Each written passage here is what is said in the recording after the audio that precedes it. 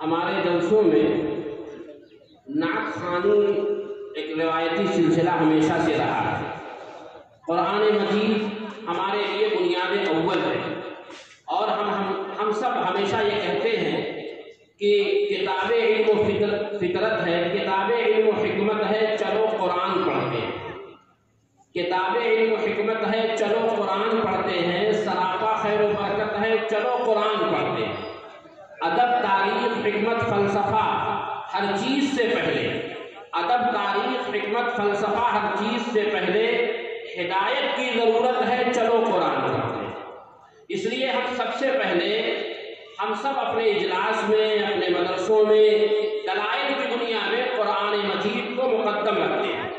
लेकिन कुरान की कोई आयत कुरान नहीं बन सकती जब तक कि उस पर जनाब मुहम्मदुर रसूलुल्लाह सल्लल्लाहु अलैहि वसल्लम की रिसालत व नबूवत की मुहर न लगे और अल्लाह के पैगम्बर अलैहिस्सलातु वस्सलाम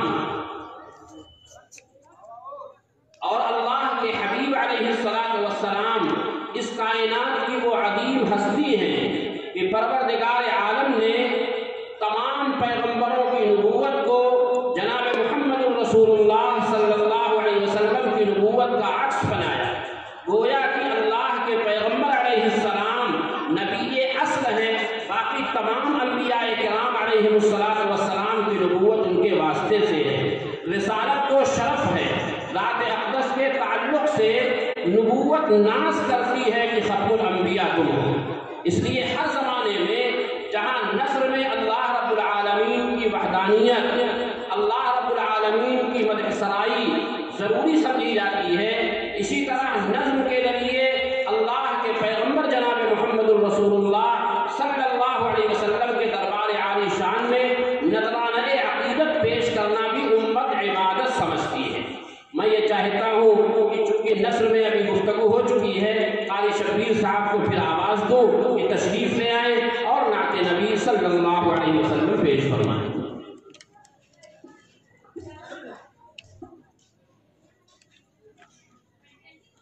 अस्सलामु अलैकुम वरहमतुल्लाहि वबरकातुहू। वालेकुम अस्सलाम।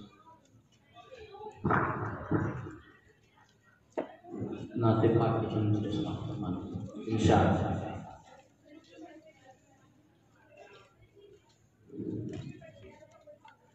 तो फिर और क्या है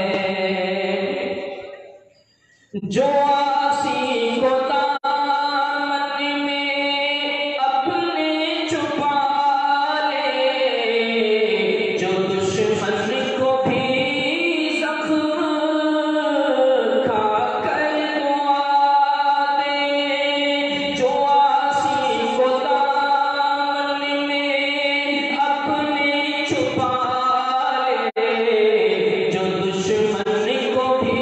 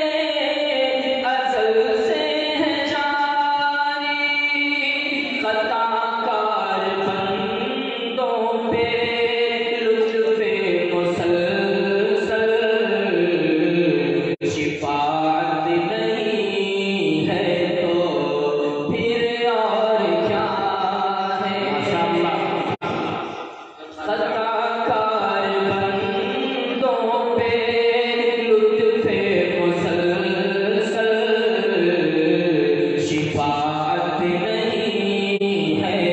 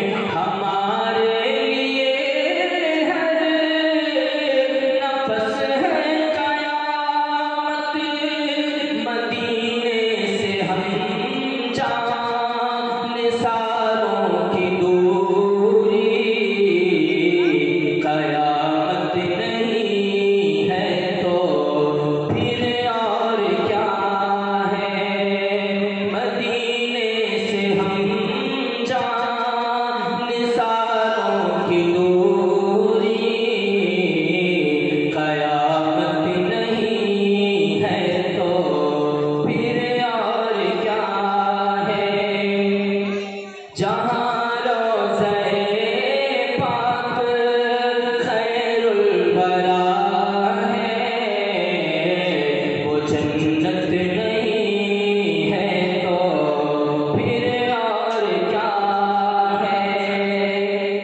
तुम इक़बाल ये नात कह तो रहे हो, मगर ये भी सोचा के क्या कर रहे हो। तुम इक़बाल ये नात कह तो रहे हो, मगर ये भी सोचा के क्या कर रहे हो।